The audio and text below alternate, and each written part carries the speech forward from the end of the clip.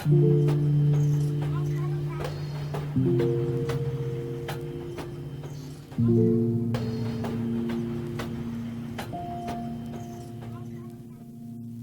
sa kung ising te po kan, ano sing luto, ang mga so ano na taktak so iso ke bulan ka po na kani. Ilim na le ilo na itiyam na ano ba? Ang bot tiyam ma ka mo na inay lo fitan. Ang mga so biro te per pa ka mo na le so iso na ifani.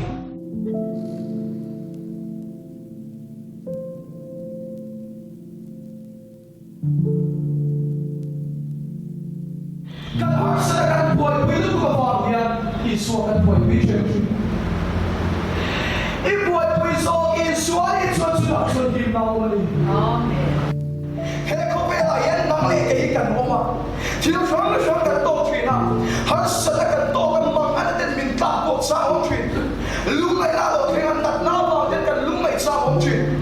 So that's what ko pala yan mo. Ko pala mo na ko pala ro, kung nagkalumsang Jual kanun ni mo ati jual ay jual apa kanun yan base da na ya base po mo so tiang na kanon sa mo tira ay una ko teo ka soy no sumo so da so mitin awo so kay ko pero on top ko ni ko pero yan ang pangye kong le ko pero yan ang matin ka ka ni ko pero yan ang matin po ka ni ko pero yan on top but yan min shrefe to no ni but yan min kal santari ni tunay kalay awo ni.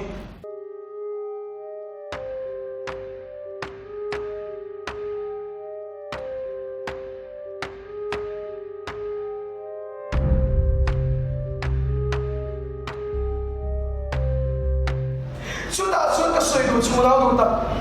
Nubung semua yang matang toilet pada fiatse. Nubung semua yang matang toilet pada fiatse. Hebul pitimo. Asyam tu dia asyam maya asyam dah orang naik pulau vector.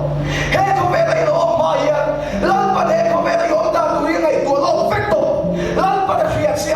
Kan pian bahawa toilet pada fiat itu. Kan pian tonu toilet pada fiat doang tidro. Coba kita pada fiat yang ditong kami ng todo kasi. Lahat pa na siya siya. Idin mo na ang akalan pa na siya siya. Lahat pa na bang tusiyan hindi ko sa inyo ni.